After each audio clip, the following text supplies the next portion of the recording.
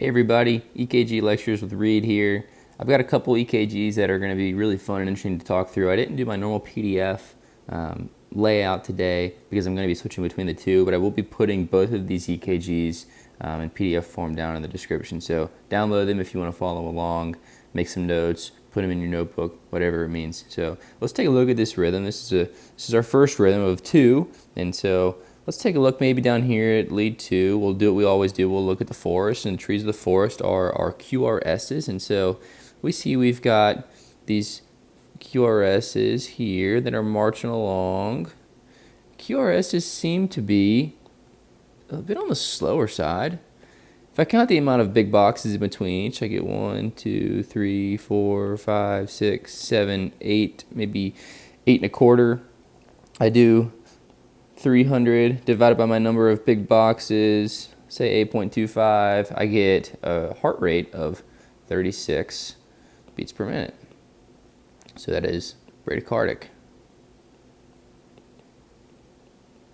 And so my differential for bradycardia could be things like sinus bradycardia, sinus pauses, AV blocks. And so we need to kind of think through what is our initial suspicion for this? Well, first thing we can do is we can take a look at the QRS duration. We've got a QRS, if I zoom in here, that appears to be maybe right on the limit of wide and narrow. I'm getting right around 120 milliseconds. See if there are any other leads that are a little wider, and I'm not seeing that. So we've got a wide QRS. And so I've got a wide QRS that's beating at 36 beats per minute. That does worry me. Maybe this is a ventricular escape rhythm.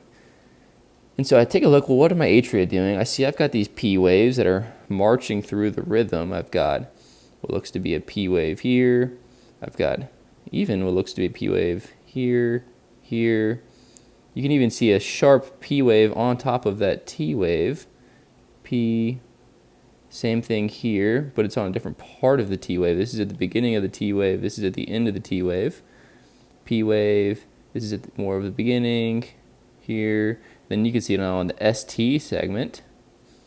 And then now you can see one kind of buried right at the end of this QRS complex. So these P waves are marching through. They're actually marching through. We can actually get a rate of our P waves. I like to do this and see.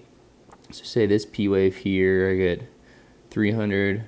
150, 100, 75. So my atrial rate is maybe 75 beats per minute is my atrial rate.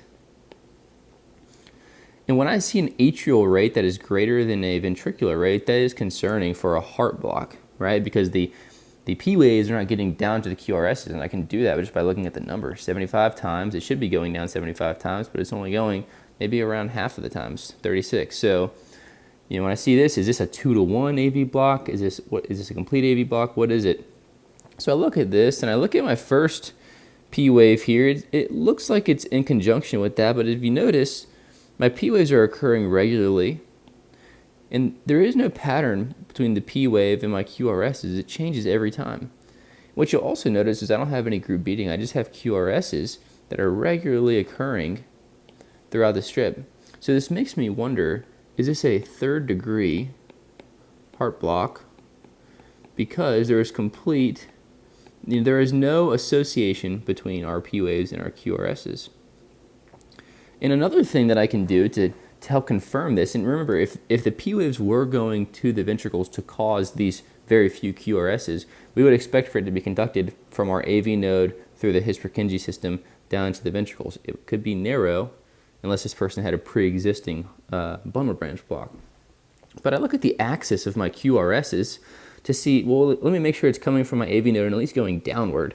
And all of my QRSs are negative in my inferior leads, which are lead 2, lead 3, and lead AVF. They are negative in these leads. And that is telling me that it's going up. It's going from down to up, which likely means that these are coming from somewhere within the ventricle. So this is a ventricular ectopic rhythm, okay? And I know that just by my QRS axis.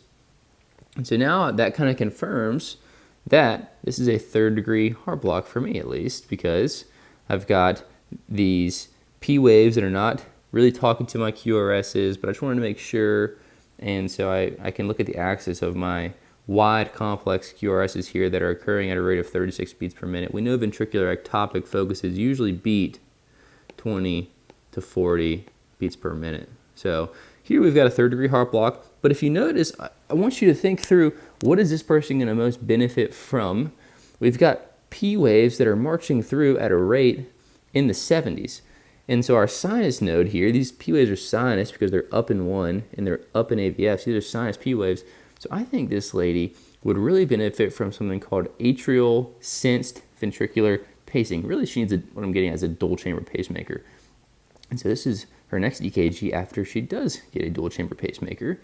And so you notice here we still have these sinus P waves that are marching through. The rate of those P waves is about the same.